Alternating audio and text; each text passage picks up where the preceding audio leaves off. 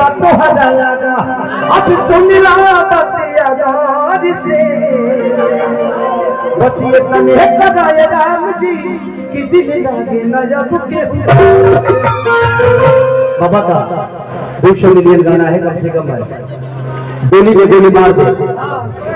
कि जहिया आई बारात तोरी डोली में गोली मार दे वो मनोरंजन है तुम रियल में मत कर वो एक गाना है वो हम इतना पागला सीखना है कि डोली में गोली मार दे हमारे खुद फंसे का डर रहेगा हम गा सकेंगे वो एक मनोरंजन के हिसाब से आप लोग लीजिएगा उसको अन्यथा अपने दिल पे मत लीजिएगा और ऐसा घटना मत करिएगा आपके जीवन में भी हो जाएगा। तो बाबा प्रणाम बाबा ने बहुत अच्छे अच्छे गाने लिखे अब आप भी आ जाइए इनको तो कौन नहीं जानता है हमसे ज्यादा तो यही रहते हैं चर्चा में। चलिए अखिलेश कश्यप जी हैं ये भी ब्राह्मण कुल से ही है और इनका भी आशीर्वाद हमें हमेशा मिला है। इनका पहला